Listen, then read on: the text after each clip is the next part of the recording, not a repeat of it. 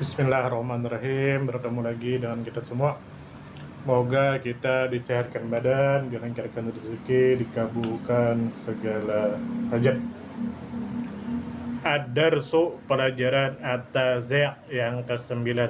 Al-idofah, penggabungan kata. Al-idofah, pergabungan kata. Penggabungan kata, penyandaran kata. Dua kata atau lebih dijadikan satu. Itulah disebut idofah.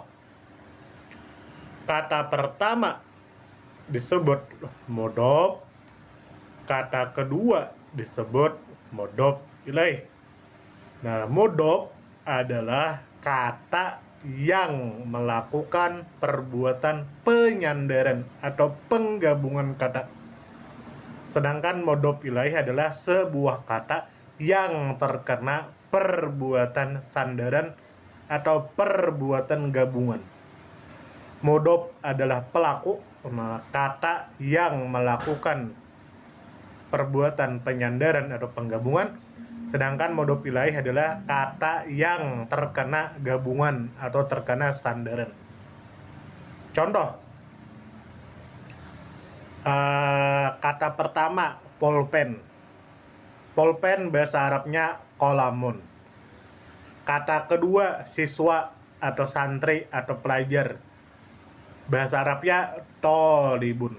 Nah, pulpen dan pelajar, kata pulpen dan kata pelajar digabungkan menjadi qalamut tolibi, pulpen pelajar. Apa fungsi dari penggabungan ini? Penggabungannya itu adalah menghasilkan makna milik atau untuk atau dari atau bagian dan lain sebagainya. Nah, contoh. Kata pertama qalamun, pulpen atau pena. Kata kedua tolibun, santri, siswa, pelajar. Kata pulpen dan kata pelajar digabungkan menjadi satu, menjadi qalamut tolibi. Nah, kenapa digabungkan? Untuk menghasilkan makna yang kita kehendaki. Menjadi pulpen itu milik siswa. Nah, qalamut tolibi, pulpen atau pena itu milik pelajar atau milik siswa. Nah, dua kata atau lebih yang digabungkan menjadi satu itu disebut idofah. Nah, kata pertama yaitu qalamu adalah mudhof. Kata kedua yaitu santri, siswa, pelajar atau thalib disebut mudhof ilaih. Nah, jadi gampang saja idofah. Idofah adalah penggabungan dua kata atau lebih menjadi satu. Apa fungsinya? Fungsinya untuk menghendaki makna yang kita inginkan, yaitu min bagian, li milik, fi di dalam. Nah, di sini apa li? Nah, ini bermakna li. Kata pertama qalamun, pena atau pulpen. Kata kedua tolibun, siswa.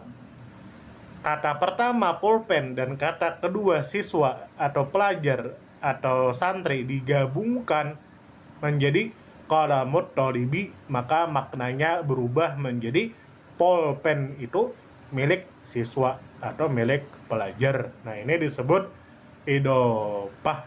Nah, itu disebut idofah. Nah, jadi mudah saja. Nah, kata pertama dan kata kedua jika digabungkan maka menghasilkan arti yang ketiga. Nah, contoh lagi, buku tulis dan Muhammad. Nah, kata pertama buku tulis, kata kedua Muhammad. Buku tulis bahasa Arabnya kurrasatun, Muhammad bahasa Arabnya Muhammad. Nah, kata pertama digabungkan dengan kata kedua menjadi kurrasatu Muhammadin. Buku tulis itu milik Muhammad. Nah, penggabungan dua kata atau lebih disebut idhofah. Nah, ini dalam bahasa Arab. Nah, kenapa digabungkan? Kenapa digabungkan? Jawabannya untuk menghendaki makna yang kita inginkan. Makna yang pertama min, bagian. Makna kedua pi, di dalam. Makna ketiga li, kepunyaan atau kepemilikan. Nah, contoh di sini adalah li, kepemilikan. Qurrasatu Muhammadin, buku tulis itu milik si Muhammad. Pena itu milik si siswa. Nah, jadi dua kata atau lebih digabungkan menjadi satu untuk menghendaki makna yang kita inginkan. Nah, jadi inilah idhofah. Contoh makna fi atau di. Nah, contoh. Kata pertama pemandangan. Nah, kata kedua kampung. Kata pertama yaitu pemandangan dan kata kedua yaitu kampung digabungkan menjadi satu, maka berubah menjadi pemandangan yang ada di kampung. Di kampung. Nah, jadi pemandangan bahasa Arabnya manazirun.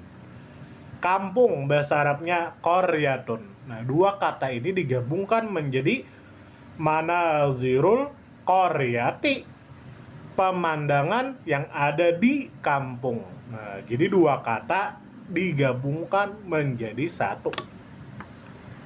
Nah, contoh lagi min, dari atau bagian. Nah, kata pertama baju, kata kedua besi, digabungkan menjadi satu. Baju besi. Nah, kata pertama baju, bahasa Arabnya saubun.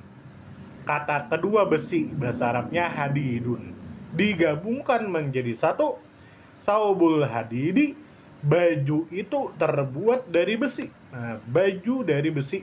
Nah, itu. Nah, jadi idhofah atau pelajaran kita yang ke-9 adalah penggabungan dua kata atau lebih, maka disebut idhofah. Kata pertama disebut modhof, kata kedua disebut modhof ilaih. Nah, pertanyaannya untuk apa digabungkan? Nah, digabungkannya adalah untuk menghasilkan arti yang kita inginkan. Arti pertama li, yaitu kepunyaan atau kepemilikan. Contohnya Qurrasatu Muhammadin, buku tulis itu milik Muhammad. Milik Muhammad.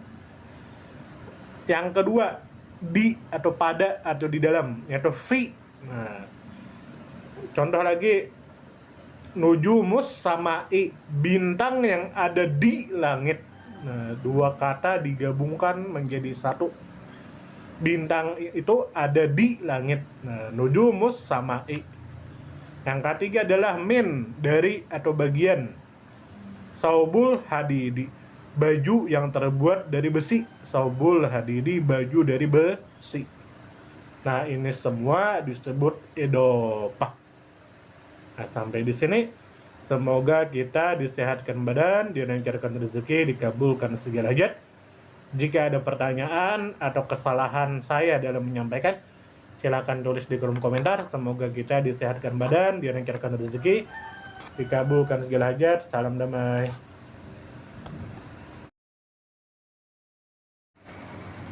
Bismillahirrahmanirrahim. Bertemu lagi dengan kita semua. Semoga kita disehatkan badan, dilancarkan rezeki, dikabulkan segala hajat. Kembali kita akan membicarakan tentang idhofah, penggabungan kata atau penyandaran kata. Idhofah. Nah, idhofah ini perlu kita ketahui. Idhofah ini adalah penggabungan kata atau penyandaran kata. Bisa dua kata, bisa tiga kata, bisa empat kata, dan seterusnya. Di sini kita pakai dua kata saja dulu. Lalu kata apa saja yang bisa digabungkan? Kata yang bisa digabungkan adalah isim atau kata benda. Nah, isim atau kata benda. Jadi yang bisa digabungkan atau disandarkan hanya kata benda atau isim. Sedangkan kata kerja dari segi nahwu tidak bisa, apalagi huruf dari segi nahwu tidak bisa. Maka kata yang diidopahkan atau menjadi idopah atau yang digabungkan atau yang disandarkan hanya isim dari segi nahwu. Untuk apa digabungkan? Untuk apa disandarkan? Untuk apa digabungkan? Untuk apa disandarkan? Jawabannya untuk menghendaki 3 makna. Makna pertama, li, kepunyaan atau kepemilikan. Contohnya, kata pertama pena, kata kedua siswa. Pena bahasa Arab ya kolamun, siswa bahasa Arab ya tolibun. Lalu dua kata ini digabung menjadi kalamut tolibi. Pena itu milik siswa. Kata pertama disebut modop, kata kedua disebut modop ilaih. Penggabungan kata ini disebut idopah. Yang digabungkan atau yang disandarkan harus isim. Pena isim kata benda, siswa isim atau kata benda. Contoh lagi, buku tulis kata benda atau isim, kata pertama. Kata kedua, Muhammad, kata benda, yaitu nama. Nah, dan isim. Lalu digabungkan menjadi Qurrasatu Muhammadin. Buku tulis itu milik Muhammad. Nah, makna kedua adalah di, pada, atau di dalam. Atau fi. Contohnya, kata pertama pemandangan, kata benda, isim. Kata kedua kampung, isim, kata benda. Kedua kata ini digabungkan menjadi satu, menjadi manazilul qaryati, pemandangan di kampung. Nah, penggabungan kata ini disebut idopah. Kata pertama yaitu pemandangan disebut modop. Kata kedua kampung disebut modop ilaih. Keduanya itu adalah kata benda atau isim. Nah, contoh lagi, bintang kata pertama, kata benda atau isim. Kata keduanya langit, kata benda juga yaitu isim. Digabungkan menjadi nujumus samai, bintang di langit. Nah, maka penggabungan kata disebut idopah atau penyandaran kata disebut idopah. Kata pertama yaitu bintang disebut modop, kata kedua yaitu langit disebut modop ilaih. Makna ketiga adalah min, dari atau bagian. Contoh, kata pertama yaitu kata benda yaitu baju, kata kedua yaitu kata benda besi. Nah, jadi saubul hadidi, baju dari besi, baju besi atau plat armor. Nah, atau pakaian perang. Nah, jadi apa itu idopah? Idopah adalah penggabungan atau penyandaran kata. Bisa 2 kata, 3 kata, 4 kata, dan seterusnya. Lalu kata yang digabungkan atau yang disandarkan harus isim atau kata benda. Tidak boleh kata kerja, tidak boleh huruf menurut ilmu nahwu. Untuk apa digabungkan? Nah, digabungkan untuk menghendaki makna yang kita inginkan. Yang pertama adalah li, kepunyaan atau milik. Yang kedua adalah di atau pada atau di dalam, yaitu fi. Yang ketiga adalah min, bagian atau dari. Contohnya ini. Nah, lalu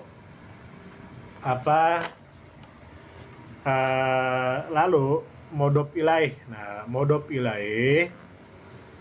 ilaih itu harus berharokat kasroh. Harus berharokat kasroh.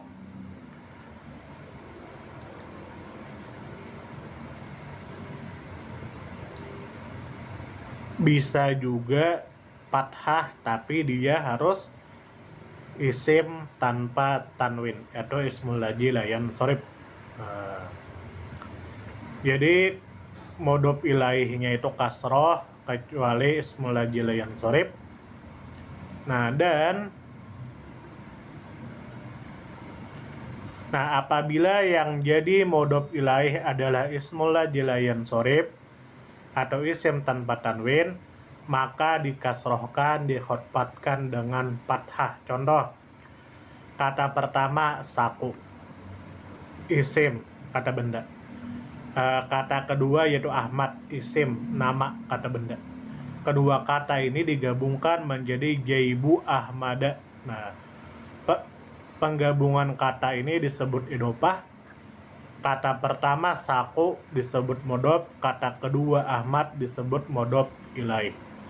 Harokat Ahmad harus fathah bukan kasroh karena dia ismul ladzi la yansharif, isim tanpa tanwin. Isim tanpa tanwin hukum i'rab kasrohnya dengan fathah. Nah, jadi peraturan pertama yang digabungkan atau yang disandarkan harus isim, kata kerja. Lalu yang kedua, untuk apa digabungkan? Digabungkan untuk menghendaki manafi di dalam atau pada. Yang kedua, min dari atau bagian. Yang ketiga, li kepemilikan atau kepunyaan. Nah, lalu apabila kata pertama atau modhofnya itu berupa kata benda bermakna 2 atau kata benda bermakna 3, 4, 5, 6 dan seterusnya, seperti isim tasniyah maka nunnya harus dibuang, atau jamak mudzakkar salim maka nunnya harus dibuang. Nah, itulah tentang idhofah. Jadi kesimpulannya, idhofah adalah penggabungan kata atau penyandaran kata yang digabungkan, yang disandarkan, tidak boleh kata kerja, tidak boleh huruf. Yang digabungkan atau yang disandarkan harus isim, kata benda. Jika kata pertamanya atau modhofnya itu berupa isim tasniyah atau jamak mudzakkar salim, maka nunnya harus dibuang. Dan jika kata keduanya atau modhof ilaihnya itu ismul ladzi la yansharif, isim tanpa tanwin, maka hukum i'rab kasrohnya berharokat fathah. Sampai di sini. Semoga kita disehatkan badan, dilancarkan rezeki, dikabulkan segala hajat. Jika ada pertanyaan, silakan tulis di kolom komentar. Jika ada kesalahan saya, silakan tulis di kolom komentar. Salam damai.